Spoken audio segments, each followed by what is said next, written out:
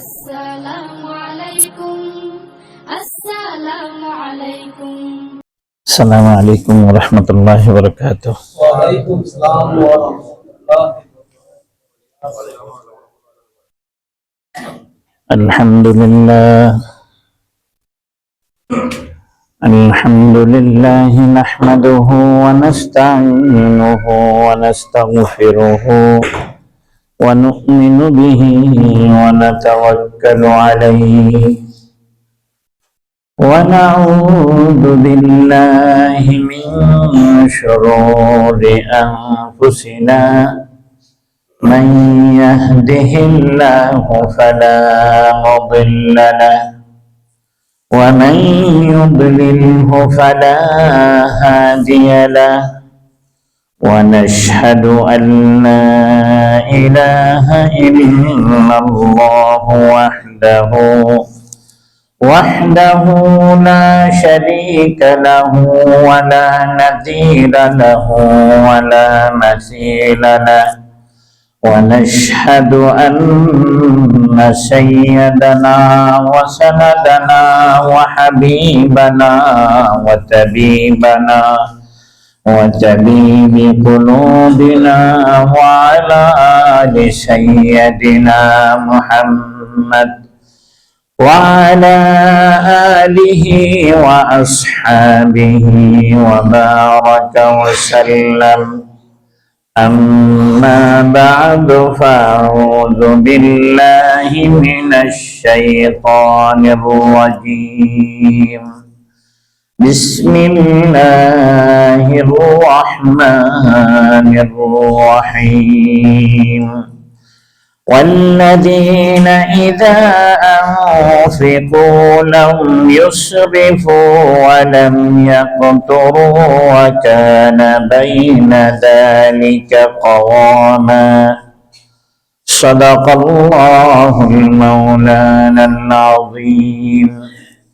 وقال صاحب الرسالة صلى الله عليه وسلم: كسب الحلال فريضة بعد الفريضة، أو كما قال النبي صلى الله عليه وسلم.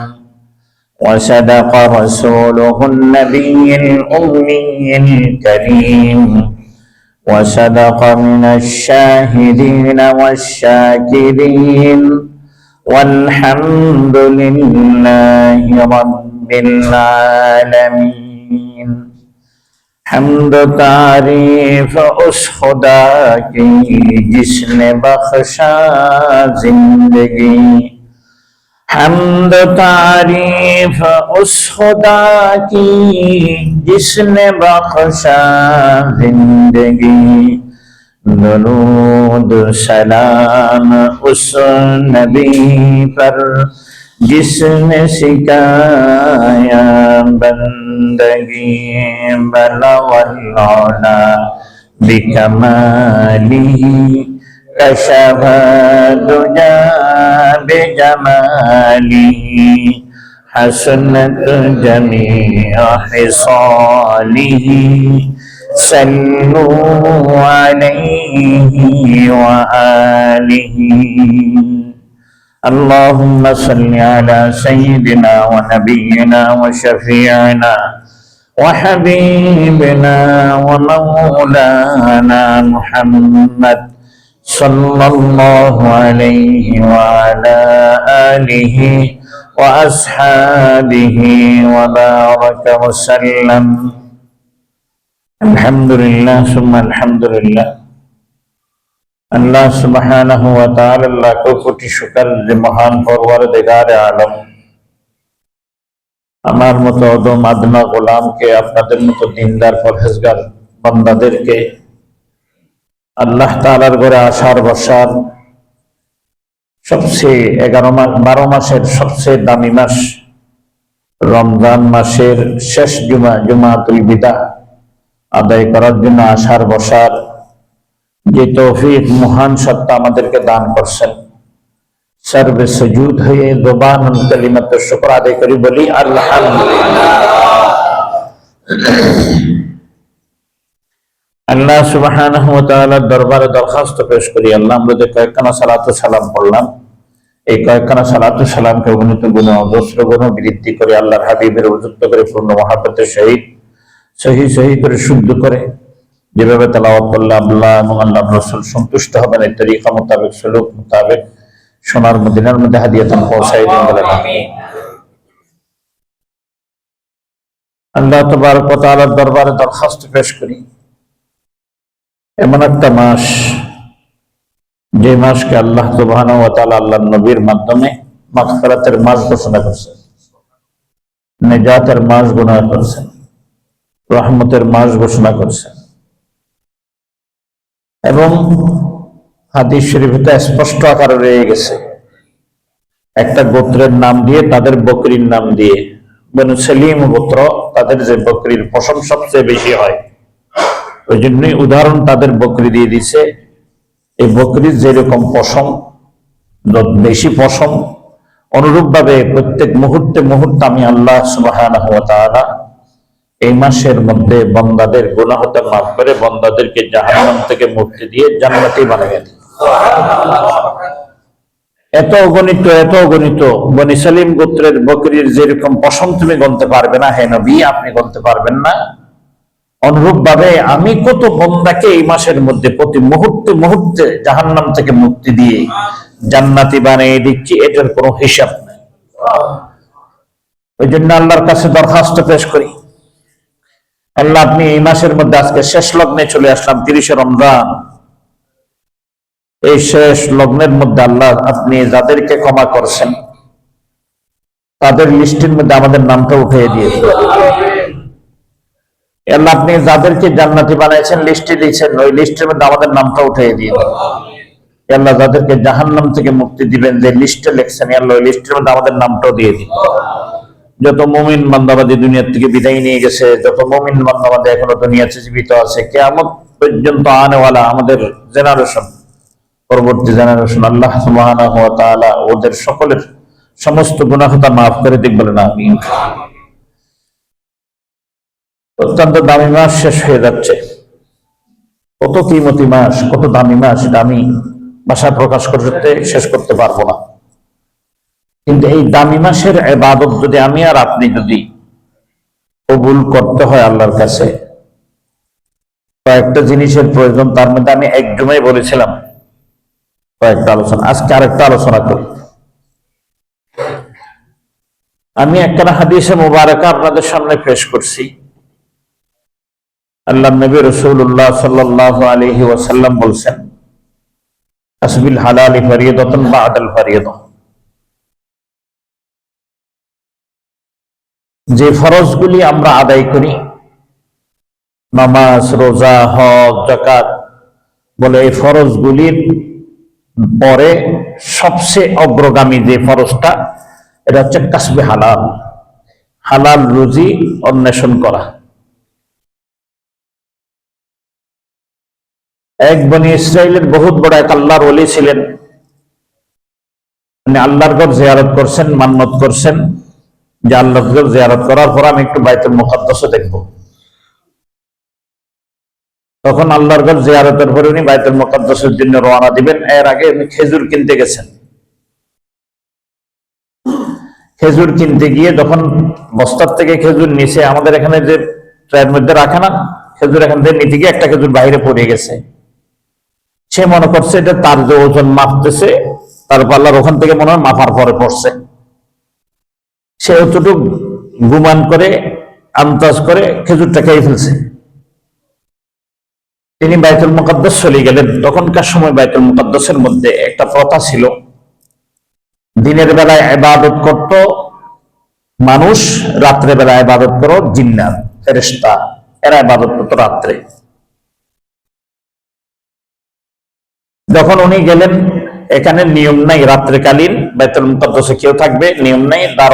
এখানে ধরেন যে খাদেম, খদ্দাম যারা আছেন, পুরা চতুর্দিকে চেক টেক করে দেখেছে কেউ নাই, দরজা বন্ধ করে চলে যান। ঘটনাক্রমে ওই দিন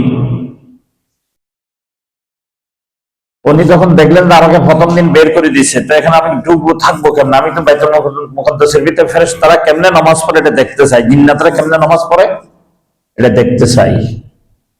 তখন সে তার মাথায় একটা বুদ্ধি আসলো যে দরজার কপাট আছে না, দেখলাম যে ওই দরজার কপাটের পিছন দিয়ে দেখে না কে খাদেম, 2-4 দিন যা দেখলাম ওই পিছন দিয়ে দেখে না, বাকি সব জায়গায় বলে দেখে। তুমি দরজার কপাট, বড় বড় দরজা আছে না, বড় বড় দরজার কপাটের পিছনে ঢুকে গেছে। খাদেম সব দিকে তাকায় তুলে দরজাটা বন্ধ করে চলে গেছে।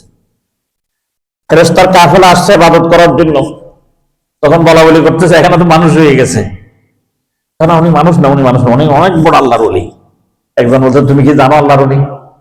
আমি তো ওনার জন্য নিযুক্ত ছিলাম, ওনার ইবাদত আল্লাহর কাছে পৌঁছাই দিতাম, ওই নিযুক্ত আমি ফেরেশতা ছিলাম, আমি এনা জানি ওনার ব্যাপারে। বলে কি?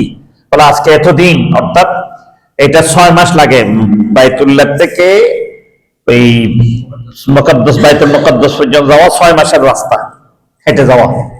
এই 6 মাস তার কোনো ইবাদত কবুল হয়নি। বলে কেন? বলে এই জন্যই যে সে যখন খেজুর কিনতে গেছিল, ওই খেজুর কেনার সময় তার একটা গুমান বশত এটাকে সে নিশ্চিত করে নাই, এটাকে হালাল কে হারাম এটা নিশ্চিত করে নাই, মাত্র একটা আশঙ্কার উপর নির্ভর করে সে খেজুরটা খেয়ে ফেলছে। কিন্তু খেজুরটা তার থেকে পড়ে নাই, খেজুরটা ছিল মালিকের। সে ওখান থেকে আবার রওনা দিছে, আবার 6 মাস হজের সিজন আবার চলে আসছে। আইসা যখন ওই দোকানে গেছে, ওই দোকানে দেখে এক যুবক। বলে ভাই এখানে তো একজন বৃদ্ধ ছিল গত হজের সময়। তো হ্যাঁ ছিল। কেন, কি হয়েছে? আপনি কি তার থেকে কিছু টাকা টুকু পান নাকি? মারা গেছে তো, মারা গেলে তো এইটাই জিজ্ঞেস করে বেশি আপনার পর্যন্ত, কারণ দেওয়া লাগবে আবার, এইভাবে এটাও আবার কর্জ করে গেল, এইটাও শেষ। ওই জন্য জিজ্ঞেস করতেছে কেন কিছু পাবেন টাবেন নাকি? না না না না, আমি পাবো না, আমার থেকে পাবো। বলে কি পাবো? বলে একটা খেজুর। তাহলে একটা খেজুরের জন্য আবার এখানে আসতে হয় নাকি? না না ভাই আমার আসতে হয়েছে। বলে উনি কোথায়? বলে উনি তো মারা গেছেন। ইন্না লিল্লাহি ওয়া ইন্না ইলাইহি রাজিউন। জিজ্ঞেস করলেন তাহলে এখন আমি কি করতে পারি ভাই? আমি তো আপনার এক খেজুরের মাত্র 8 ভাগের 1 ভাগ। কয় ভাগের 1 ভাগ? 8 ভাগের 1 ভাগ। অর্থাৎ আমরা 6 ভাই 1 বোন, 6 ভাই 1 বোন, না সরি 6 ভাই 2 বোন, 6 ভাই 2 বোন। এই ভাগগুলি হইতে হইতে হইতে হইতে যখন বললো তাহলে তোমাদের ভাই, বলে এক ভাই অমুক জায়গায় থাকে, এক ভাই অমুক জায়গায় থাকে, এক ভাই অমুক জায়গায় থাকে, বোন একটা অমুক জায়গায় থাকে, বোন একটা অমুক জায়গায় থাকে, ইয়ামানে থাকে। গেছে সেই এদিকে, অর্থাৎ এটা উত্তর দিকে।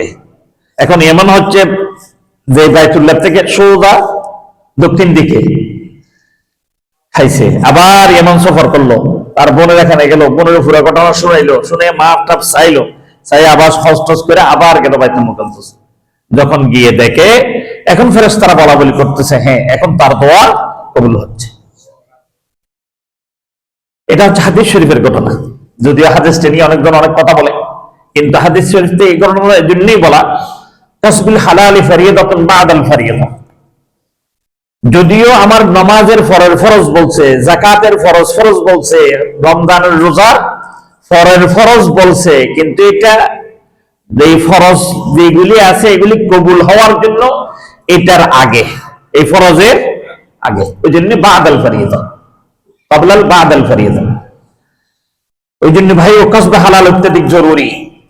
যখন কসবে হালাল হয় না, তখন বান্দা যখন হাত উঠায়, আল্লাহর ফেরেশতারা, রহমতের ফেরেশতারা তাকে তখন বলতে থাকে মালবাসু হারাম ওয়া মাশরাবু হারাম ওয়া মাকালু হারাম ওয়া মাহযাবু হারাম। তুমি যে পান করছো এটা হারাম, তুমি যে খাইছো এটা হারাম, তুমি যে পড়ছো এটা হারাম, তুমি যে ঘরে থাকতেছো এটা হারাম, যে বিছনায় ঘুমাইতেছো এটা হারাম। হারামের বিছনায় ঘুমাইয়া তুমি দোয়া করো, আল্লাহর কাছে দোয়া কবুল হবে না, না না, কখনো তোমার দোয়া কবুল হবে না। ওই জন্যই হালাল কামাই করা অত্যাধিক জরুরি। এখন কামাইয়ের রাস্তা কি? আল্লাহ সুবহানাহু ওয়া তাআলা কামাইয়ের ব্যাপারে 2টা রাস্তা, 2টা পথ, 2টা জিনিস শর্ত দিয়ে দিলেন। একটা হচ্ছে যে যেই পথে আসবে ওই পথ হালাল হইতে হবে, যেই জিনিস আসবে ওই জিনিসও কি হইতে হবে? হালাল হইতে হবে। যেমন শিল্প, আমার আয় আসার রাস্তা, আমি শিল্পপতি, বা আমি কৃষক বা আমি চাকরিজীবী বা ইত্যাদি অন্য কোনো শ্রেণী হলেও হইতে পারে, যেটাই হবে ওই পথটা কি হইতে হবে, হালাল হতে হবে। আমি কৃষি কাজ করি, আমরা তো খুব স্বচ্ছ মনে করি কৃষি কাজকে, বলছে এর সে স্বচ্ছ আর কোনো কাজ নেই। কিন্তু কৃষি কাজ করতে ঠিক আছে, অন্যজনকে না বলে সে ব্যক্তি এখানে নাই, এই এলাকায় নেই, কিন্তু জমিনটা তার, এটা আমিও জানি, সেও জানে। ওই জমিনে যখন ফরিলে স্যার কি করবো, এখানে চাষ করে বস খাওয়া আরম্ভ করলাম, তার কি নিলাম না, অনুমতি নিলাম না। এই স্বচ্ছ কি আর স্বচ্ছ রইল না, অস্বচ্ছ হয়ে গেল, এটা পুরো হারাম হয়ে গেল। একটু মাত্র অনুমতি নিলে কিন্তু সেও জানে এখানে আমার তো কিছু করতে পারি না, ঠিক আছে বেটা যদি এটা করে একটু দখলে থাকবে, হইলো ঠিক আছে তুমি করো, কেউ যদি আসে তুমি তাকে বলবা কিন্তু আমার জায়গা কিন্তু। তো সেই কাজ একটা করে দিলে তার এই জমির ফসল তার জন্য কি হয়ে যাবে, তখন হালাল হয়ে যাবে। এখন কিন্তু হারাম হয়ে গেল অনুমতি না নেওয়ার কারণে। অনুরূপ প্রত্যেকটা বিষয়, চাকরিতে এরকম, চাকরিতে এমন বিষয় কিছু রয়ে গেছে, হারামের চাকরি রয়ে গেছে, কিছু হালালের চাকরি রয়ে গেছে। হালালের চাকরিও যদি করে, এখানে যদি কোনো হারামের সম্মিশ্রণ হয়ে গেছে, তখন কি হয়ে যাবে, হারাম হয়ে যাবে। ব্যবসা বাণিজ্য একই। তাহলে এই জন্য দেখা যাচ্ছে যে আপনার দুইটা জিনিস দেখতে হবে আয়ের উৎসের মধ্যে। প্রথম নম্বর, কোন সোর্স আয়টা আসতেছে, ওই সোর্স হালাল হইতে হবে, এবং যেই জিনিসটা আসতেছে দ্বিতীয় নম্বর, ওই জিনিসটা কি হইতে হবে, হালাল হইতে হবে। ওই জন্যই শুধু এমনি হালাল হালাল বললাম, আমি আমার চাকরির পয়সা হালাল, আমার অমুকটা হালাল, এটা বললে হবে না। এটার জন্য আমি দুইটা বিষয়ের উপর ওয়াজ করতে গেলে আমাকে অনেক সময় লাগে যাবে। ওই জন্য আমি আপনাদেরকে বলবো, ঠিক ব্যক্তিগতভাবে জিজ্ঞেস করে নিতে হবে, আমি এই চাকরিটা করি, আমার এই চাকরির এই অবস্থা, এই হাল, এই কাইফিয়ত, এই অবস্থা, আমার এটা হালাল কিনা। যদি হালাল হয়ে থাকে তাহলে ঠিক আছে, যদি হালাল না হয় তাহলে আমার জন্য এই চাকরি ছেড়ে দেওয়া ফরজ, ওয়াজিব। এরপর রয়ে গেল ব্যয়। শুধু আয় করলাম না, দুই রাস্তা বললাম, বস আয় যখন করে ফেলছে হালাল, এবার ব্যয় করা আরম্ভ করে দিই, কি বলেন? না, এরকম হতে পারে না। আল্লাহ সুবহানাহু ওয়া তাআলা ব্যয়ের ব্যাপারে বলেন, والذين إذا أنفقوا لم يسرفوا ولم يقتروا وكان بين ذلك قواما। আল্লাহ তাআলা বলেন, والذين إذا أنفقوا, যখন তুমি আয় করছো, যখন ব্যয় করবে, লাম ইউসরিফু, অতিরঞ্জিত করতে পারবে না, ওয়ালাম ইয়াকতুরু, আবার কৃপণতা করতে পারবে না। তাহলে কি করবো, ওয়াকানা বাইনা যালিকা কাওয়ামা, এই দুটোটার মধ্যবর্তী তুমি পন্থা অবলম্বন করবে। তো উলামায়ে কেরাম বললেন পন্থা অবলম্বন কি? সহজ ভাবে করে দিলেন, তুমি তোমার আয়কে 3 ভাগে ভাগ করো। এক ভাগ তুমি আল্লাহর রাস্তায় দিয়ে দাও, গরিব, অসহায়, এতিম, আত্মীয় স্বজন, এদেরকে দিয়ে দাও, যাদের উপর তোমার খরচ ফরজ নয়। আরেক ভাগ তুমি যাদের উপর তোমার খরচ ফরজ, মা, বাবা, বোন, যদি বাপ কাজ করতে পারতেছে না কিন্তু বোন আছে অবিবাহিত, তার জিম্মেদারি ভাইয়ের উপর। অনুরূপ ভাবে সন্তান, বিবি, বাল বাচ্চা, এদের ফরজ। আরেক ভাগ এদের পিছনে তুমি ব্যয় করো। তৃতীয় নম্বর ভাগ, এটা তুমি তোমার ভবিষ্যতের জন্য রাখো। এই 3 ভাগে ভাগ করে তুমি যদি মাল চালাও, তাহলে তোমার মালে এমন বরকত আসবে। তাও একটা ঘটনা বনি ইসরায়েলের, ইসরায়েলি রেওয়ায়াত বলে, কিন্তু এগুলি হেকায়াতান, এগুলি হুকমান না, হুকুমের জন্য এগুলি বলা যাবে না। যদি আরকান আহকামের জন্য হয় তাহলে এরকম, কিন্তু হেকায়াতান, হেদায়েতান, মানুষের বুঝা আসার জন্য, হেদায়েতে আসার জন্য ঘটনা যদি বলে, এটা কসুরি কিছু না। এক লোক সফর করতেছে, মেঘমালা আসছে, এটা আমরা ছোটকালে পড়ছি, বেস্ট জোরের মধ্যে আছে, বাংলা বেস্ট জোর নিলে আপনারা পাবেন এই ঘটনাটা, এটা বুখারী শরীফে আছে ঘটনাটা। মেঘমালা যাচ্ছে, মেঘমালার মধ্যে আওয়াজ হয়েছে, শুনতেছে তুমি বৃষ্টি দাও, অমুকের ক্ষেত পর্যন্ত পৌঁছায় দাও।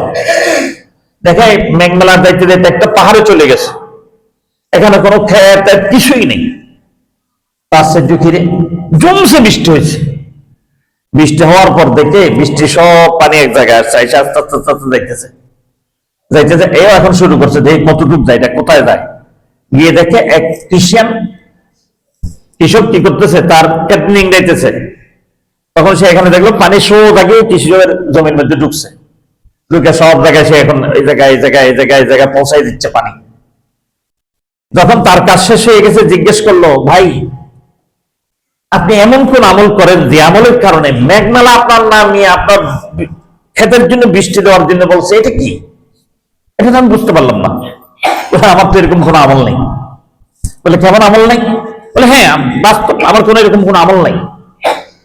তা আমল না থাকলে কেমনে এরকম ঘটনা হয়? বলে হয়েছে, আমি কেমনে বলবো?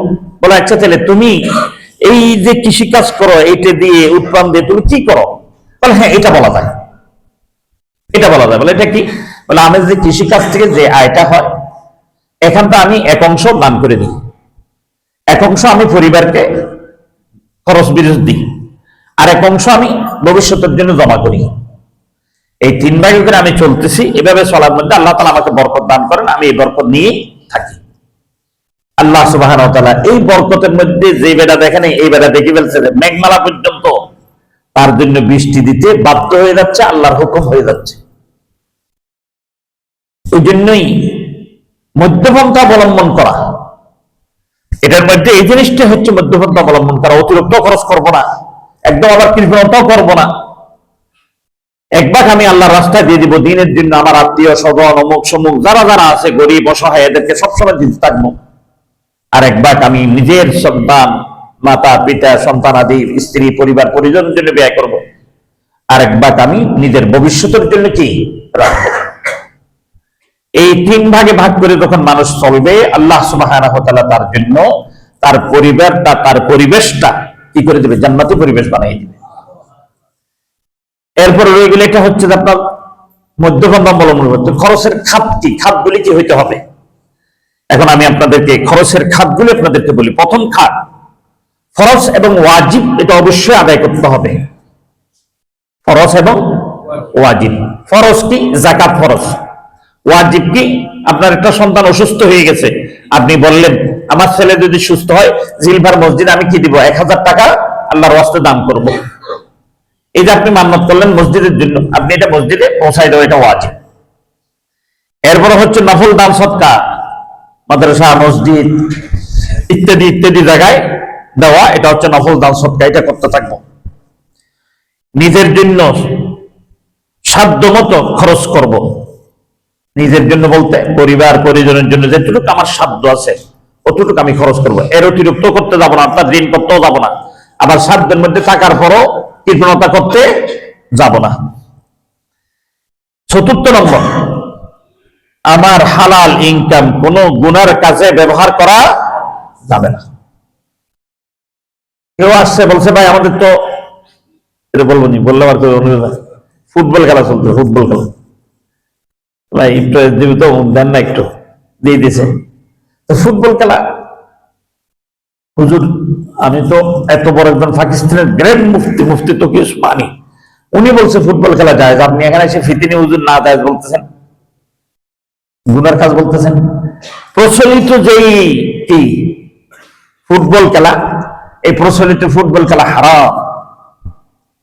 তো অপ্রচলিত ফুটবল খেলা যেটা হার জিত নেই, শুধু স্বাস্থ্যের উপকারের জন্য, আমার মতো ফ্যাট বেড়ে গেছে একটু ফুটবল খেলা খেলে কি ফ্যাট কমতে পারে, ওই জন্য একটু ফুটবল খেলছে, এটা হারাম, এটা হারাম বলতে পারবে না। কিন্তু হার জিত অমুক সমুক প্রায় সেই আছে না, এখন তো মাশাআল্লাহ, এটা তো আমি ওদিক যাচ্ছি না আর কি, আপনারা আমার চেয়ে ভালো জানানোর জন্য আমি ইঙ্গিত দিতে আপনাকে দোকান পর্যন্ত পৌঁছে গেছেন, কোথায় কোথায় কি হবে, 2026 সালে কোথায় হবে, মেনু কি, চলে গেছেন। এটা সম্পূর্ণ হারাম, দেখাও হারাম, চলাও হারাম, সম্পর্ক করাও হারাম। অর্থাৎ এরকম জায়গায় ব্যয় করা এটা হারাম। আপনার হালাল টাকা দিয়ে আপনি গুনাহ কামাই করে নিলেন। ওই জন্য আয়ের যে সোর্স এটার মধ্যে দুইটা, আর ব্যয় খাতের মধ্যে 4টা।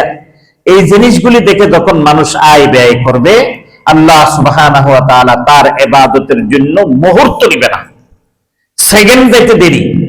আল্লাহ তাআলা বলেন মিন হাবলিল ওয়ারিদ, বান্দা আমি তোমার যে দুটা শাহী রগ আছে এই রগগুলি মগজের সাথে যেরকম মিশ্রিত হয়ে গেছে তার চেয়ে বেশি মিশ্রিত আমি তোমার সাথে আছি।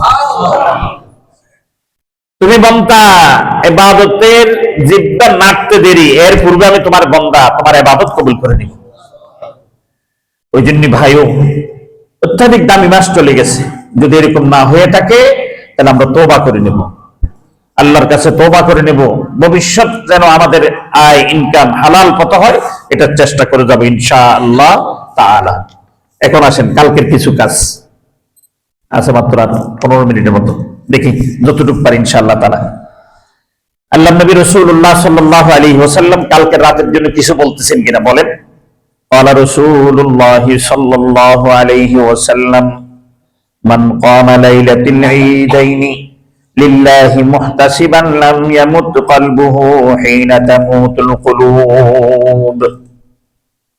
আল্লাহ নবী রাসূলুল্লাহ সাল্লাল্লাহু আলাইহি ওয়াসাল্লাম বলেন যে দুই ঈদের রাত্রি তোমাদের সামনে আসে, এই দুই ঈদের রাত্রি যদি কেউ যদি না ঘুমাইয়া জাগন থেকে আল্লাহ তাআলার ইবাদতের মধ্যে রত করে, সমস্ত অন্তরগুলি যখন মরে যাবে তখন যেই অন্তর জেগে থেকে দুই রাত্রিকে অতিবাহিত করছে ওই ব্যক্তির অন্তর ওই সময় মরবে না। এখন এটা কোন সময়? মুহাদ্দিসিনে কেরামের বিভিন্ন কওল, আমি দুইটা শুধু আপনাদের সামনে পেশ করবো, দুইটা কওল। একটা হচ্ছে এটা কাল কিয়ামতের ময়দানে যখন নাকি সকলেই নিজের নফসের দিকে তাকে দৌড়ে দৌড়ে আরম্ভ করে দিবে, কি বলবে? ইয়া নফসি ইয়া নফসি ইয়া নফসি ইয়া নফসি। নিজের নফসের বিহাল অবস্থা মৃত্যুর সে আরো বেশি কঠিন। এই সময়ের মধ্যে যে ব্যক্তি এই দুই ঈদের মধ্যে কি করবে? রাত্রি জাগন থেকে ইবাদত করবে, আল্লাহ সুবহানাহু ওয়া তাআলা বলতেছেন সে ওই দিন এরকম বিচলিত হবে না, পেরেশান হবে না, নির্বিঘ্নে আল্লাহ তাআলার আরশের ছায়ার নিচে সুন্দর দিব্যি বালিশের মধ্যে তকিয়ার মধ্যে হেলান দিয়ে ঘুমাচ্ছে। চিনি বেটা তুমি এরকম করো, আমি তো রাত্রে ঘুমাই নেই, ওই জন্য রাত্রে ঘুমটা একটু পূরণ করে লই। তোমরা তো রাত্রে ঘুমাইছো ওই জন্য এখন একটু পেরেশানি করো। দ্বিতীয়, মুহাদ্দিসিনে কেরাম বলছেন যখন নাকি তোমার জান কবজ করা হয় তখন আত্মা শুকিয়ে যায়, মৃত্যুর সে আরো কঠিন হয়ে যায়। বলতেছে যে ব্যক্তি এই দুই রাত্রি আল্লাহর জিকির আজকার ইবাদত বন্দেগীতে কাটাবে, আল্লাহ সুবহানাহু ওয়া তাআলা তার জিহ্বাকে তরুতাজা রেখে দিবে। জিহ্বা দিয়ে ঈমানের স্বাদ নিতে থাকবে, আল্লাহর জিকির করতে থাকবে, দুনিয়ার থেকে আল্লাহর সাথে সাক্ষাতের জন্য চলে যাবে। স্লোগান দিয়ে দিয়ে নেতার সামনে যখন আসে স্লোগানের আওয়াজ বেড়ে যায় কি কমে? এটা কইব না, কমে? আরে যখন স্টেজের সামনে আছে লাফালাফি কারক এটা শুরু হয়ে যায়। আবার আপনারা কোন আপনারা দিন, এটা আপনারা কি না দিয়ে থাকেন নাকি? এটা মিথ্যা কথা। অনুরূপ ভাবে আল্লাহ বলতেছে বান্দা যখন তুমি আমার সামনে হাজিরা দিতে আসবে, যদি এই দুই রাত তুমি জাগন থাকো, আমি বলতেছি তোমাকে তোমার জিহ্বার মধ্যে আমি এমন স্পিরিট দিয়ে দিব, আমার সাথে আসবে তুমি ওই রকম মাথাল স্লোগান দিয়ে লা ইলাহা ইল্লাল্লাহ মুহাম্মাদুর রাসূলুল্লাহ বলে তুমি আমার সামনে হাজিরা দিয়ে দিবে। সুবহানাল্লাহ বলবেন না? আরো অনেক ফজিলত জান্নাতের দুইটা আপনাদের সামনে সবাই ইজাজত দিচ্ছেন আমাকে। ওই জন্যই এই দুই রাত্রি অত্যাধিক দামি রাত্রি। আমাদের ওলামায়ে কেরাম বলে হুজুর আপনি তো এটা সবল ইমানদারের জন্য বলছেন, দুর্বল ইমানদারের জন্য কিছু বলবেন না, ওয়াজ করবেন না? হ্যাঁ, দুর্বল ইমানদারের জন্য ওলামায়ে কেরাম পথ রাস্তা দেখাই দিছে। এটা কি? হাদিস শরীফে স্পষ্ট রয়ে গেছে, কোন বান্দা যদি পুরুষ এশারের নামাজ জামাত আদায় করবে এবং ফজরের নামাজ জামাত আদায় করবে, ওই বান্দা সারা রাত্রি ইবাদতের সওয়াব আল্লাহ তাআলা তার আমলনামায় দিয়ে দিবে। এটা হাদিস অহরহ রয়ে গেছে। তো এটা পুরুষ না মহিলা? বলছে মহিলা আউয়াল ওয়াক্তে নামাজ পড়ে ফেলবে এশারের নামাজ এবং ফজরের নামাজ যথাযথভাবে পড়বে, আল্লাহ সুবহানাহু ওয়া তাআলা ওই মহিলাকে ওই জামাতের ফজিলত দিবে এবং আল্লাহ সুবহানাহু ওয়া তাআলা ওই মহিলাকে সারা রাত্রি ইবাদতের সওয়াব দিয়ে দিবে। এটা হচ্ছে হাদিসটা আপনাদের শুনলাম। এরপর আসেন এই হাদিস থেকে মুহাদ্দিসিনে কেরাম বললেন যারা দুর্বল ইমানদার, না ঘুমাইলে সমস্যা, অসুস্থ রয়ে গেছে, এরা কি এত বড় আযাব থেকে মাহরুম যাবে? না, মাহরুম যাইও না। তোমরা একটা কাজ করো, এশারের নামাজ পড়ো। এশারের নামাজ পড়া সর্বোচ্চ 20 মিনিট 25 মিনিট 30 মিনিট একটু জিকির আজকার করো, 2-4 রাকাত নামাজ পড়ো। নামাজ পড়ে আল্লাহর কাছে দোয়া করো, আল্লাহ আমি দুর্বল ইমানদার, ইমানও দুর্বল, বন্দাও দুর্বল, শারীরিকও দুর্বল, মানসিকও দুর্বল, সর্বদিক দিয়ে দুর্বল বান্দা, কিন্তু তুমি সবল। সর্বদিক দিয়ে তোমার সবলতা আছে, শক্তি সর্বদিক দিয়ে তোমার আছে। বান্দা যদি সারা রাত ইবাদত নাও করে, তুমি চাইলে বান্দাকে সারা রাত ইবাদতের ফজিলত দিতে পারো। তাহলে তুমি আমাকে দাও, ওই বন্দাদের অন্তর্ভুক্ত আমাকে করে নাও, যে বন্দারা আজকে রাত্রে জাগন থেকে ইবাদত করে যে পদমর্যাদা পাবে, সম্মান পাবে, ইজ্জত পাবে, যে লিস্টের মধ্যে তাদের নাম উঠবে, আমার নামটা ওই লিস্টের মধ্যে তুমি লিপিবদ্ধ করে দাও। এরপরে তুমি একটু বড় রাত্রে তাড়াতাড়ি উঠো। অন্যদিন উঠতে 5:30টায় জামাত ঘোষণা করা হয়েছে, তাই না? অনেকজন জানে না, অনেকজনে জানে, ওই জন্য আবার বলে দিলাম, এটা এলামা হয়ে গেল। কিন্তু এখন 5:30টায়, তখন ঠিক আছে, এতদিন তো উঠছেন আপনি 3টার দিকে 4টার দিকে, আজকে একটু 4:30টায় উঠেন, 5:45টায় উঠেন, 5:45টায় উঠে 2-4 রাকাত নামাজ পড়েন। নামাজ পড়ে আপনি আল্লাহর কাছে আবার ফরিয়াদ করেন, আল্লাহ, দুর্বল ইমানদার, কমজোর ইমানদার, আমি তো পারি নাই, কিন্তু এখন উঠে তোমার সামনে হাজিরা দিলাম, এই হাজিরার বদৌলতে তুমি আমাকে এই করো। দেখবেন আল্লাহ সুবহানাহু ওয়া তাআলা সারা রাত্রি ইবাদত করে জাগন থেকে যে সওয়াব দিয়ে দিয়েছে, আমার দুর্বল ঈমানকে আল্লাহ তাআলা সবল করে তাদের সাথে অন্তর্ভুক্ত করে দিবে, বলেন সুবহানাল্লাহ। এটাই হচ্ছে আল্লাহ তাআলা। ওই জন্যই উলামায়ে কেরাম বলছেন, কমপক্ষে যারা দুর্বল ঈমানদার, ওই রাত্রির জন্য কমপক্ষে এই আমলগুলি করবো, ইনশাআল্লাহ আমরাও করবো, ইনশাআল্লাহ। কি বলেন? ইনশাআল্লাহ। জি জি, আজকে রাত্রে ঈদ, শুধু ঈদের রাত্রিটা, যে চাঁদ দেখা যায় যে সন্ধ্যায়, ওই সন্ধ্যার রাত্রিটা।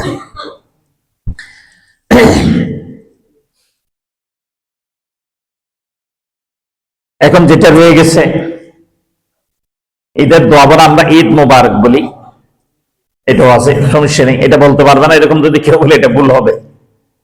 কিন্তু মুহাদ্দিসিন একরাম বলছেন, তাকাব্বালাল্লাহু মিন্না ওয়া মিনকুম, তাকাব্বালাল্লাহু মিন্না ওয়া মিনকুম। আমরা 1 মাস ইবাদত করছি, এই ইবাদত আল্লাহ তাআলা আমার জন্য কবুল করে, আপনার জন্য কবুল করুন। আমার জন্য কবুল করেন, আপনি অন্যের জন্য কবুল করুন। এটা বাংলাতে বললে হবে। এরপর রয়ে গেল, যখন আমরা ঈদের দিন আসবো, কয়েকটা কাজ করলে আমাদের জন্য ঈদের পূর্ণতা পাওয়া যাবে, সুন্নতের পূর্ণতা পাওয়া যাবে। এগুলি একটু কঠিন না, একটু সহজ সহজ। প্রথম তো বললাম, এই যেটা ফজর এবং এশা জামাত আদায় করা 1 নম্বর, 2 নম্বর মিসওয়াক করা, 3 নম্বর গোসল করা, 4 নম্বর শরীয়ত সম্মত সাজসজ্জা নেওয়া। এখন এটার জন্য নতুন জামা হইতে হবে, দামি জামা হইতে হবে, এরকম কোনো শর্ত না। যার যতটুকু সামর্থ্য আছে অতটুকুর মধ্যে পোশাক পরিধান করা, সুগন্ধি ব্যবহার করা, যার যতটুকু সামর্থ্য আছে অতটুকুর মধ্যে সুগন্ধি ব্যবহার করা। আসার সময়, এই ঈদের মধ্যে আসার সময় মিষ্টি মুখ করে আসা, অর্থাৎ মুখের মধ্যে কিছু মিষ্টি দেওয়া। রাসূলুল্লাহ সাল্লাল্লাহু আলাইহি ওয়াসাল্লাম খেজুর খেয়ে দিতেন, আমি প্রতি সময় বলি, এখন তো খেজুর সহজ, এখন এই একটা পায়েস বানাইতে যতক্ষণ সময় লাগে না, তার চেয়ে অনেক কম সময়ের মধ্যে কি খেজুর জোগাড় করা যায়। তাহলে রসুল খেজুর খেয়েছে, তা আমি খেজুর খেতে পারি, 1টা বা 2টা খেজুর খেয়ে রওনা দেওয়া। সকালে সকালে, অর্থাৎ সবার আগে আগে ঈদগাহে আসা। ঈদের জামাত আসার সময় এক পথ দিয়ে আসা, যাওয়ার সময় আর পথ দিয়ে। এখন আসার সময় এক পথ দিয়ে আসলাম, এদিক দিয়ে ওই দিক ঘুরে ওদিক দিয়ে যাবো না, এটা না। তো ওলামায়ে কেরাম বলতেছে, ঠিক আছে, আপনি আসার সময় ডান দিক দিয়ে আসছেন, যাওয়ার সময় আবার ডান দিক দিয়ে যান। তখন কি এক রাস্তা হইলো, পথ 2টা হয়ে গেছে, 2 দিক দিয়ে হয়ে গেছে। আসার সময় ডান দিক দিয়ে আসছেন, যাওয়ার সময় ডান দিক দিয়ে যান, তাহলে এই পাশ দিয়ে হয়ে যাবে। এরপরে যদি বেশি দূর না হয়, অনেকজন আছে সব করে অমুক জায়গায় ঈদের নামাজ পড়তে হবে, এরকম কোনো ফজিলত নেই। অমুক জায়গায় ঈদের নামাজ পড়তে যাবে, ঈদের নামাজ ওখানে পড়লে যে ফজিলত বেশি, এরকম কিছু কেউ দেখাতে পারবে না।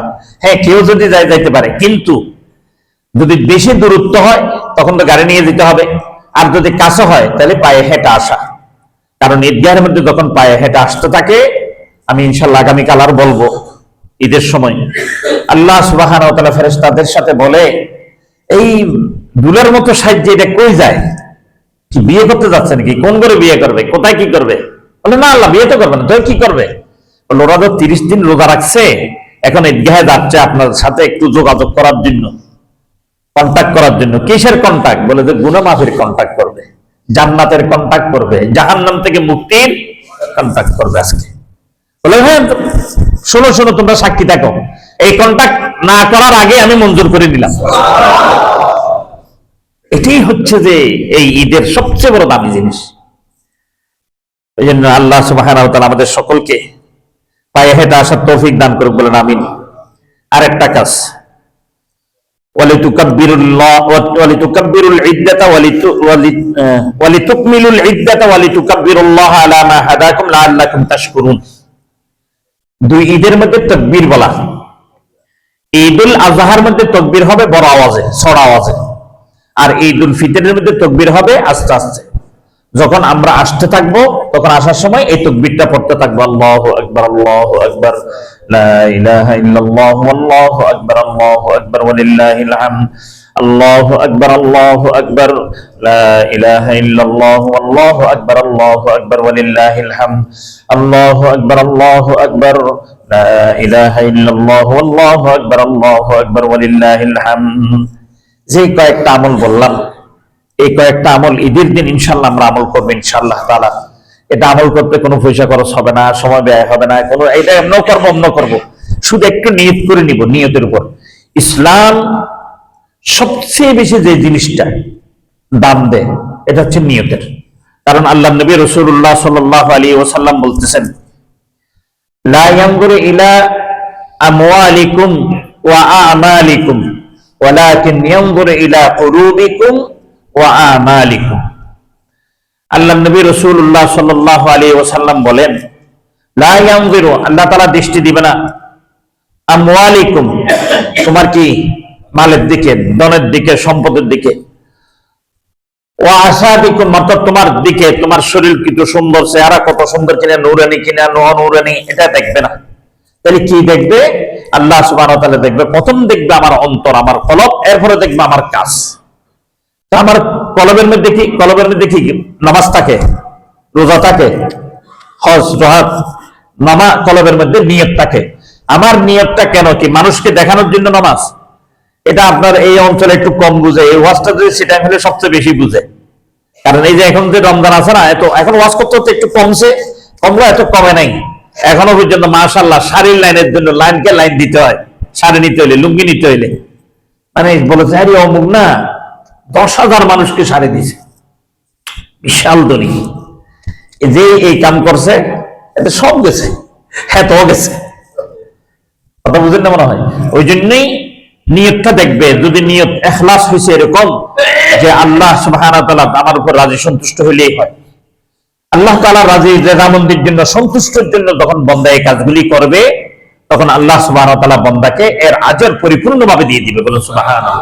গোসল তো করবেই, তাহলে সুন্নাত নিয়ে তো গোসল করবো। ঈদের দিন গোসল করা কি সুন্নাহ, মিসওয়াক করা সুন্নাহ, মিষ্টি খাওয়া সুন্নাহ, একদিক দিয়ে আসা আরেক দিকে যাওয়া সুন্নাহ। এরকম প্রত্যেকটা যখন সুন্নাত হিসেবে আমি আমল করব, আল্লাহ সুবহানাহু ওয়া তাআলা, আল্লাহ নবী সাল্লাল্লাহু আলাইহি ওয়াসাল্লাম বলছেন 100 নেকি আমার আমলনামায় প্রত্যেকটা কাজের বিনিময়ে দিয়ে দিবে। বলুন সুবহানাল্লাহ। 100টা করে প্রত্যেকটা কাজের বিনিময়ে। আল্লাহ সুবহানাহু ওয়া তাআলা আমাদের সকলকে যেই কয়েকটা কথা আমরা শুনলাম, এই কথাগুলি আমাদেরকে আমল করার তৌফিক দান করুন, আমিন। ওয়া আখিরু দাওয়ানা আলহামদুলিল্লাহি রাব্বিল আলামিন।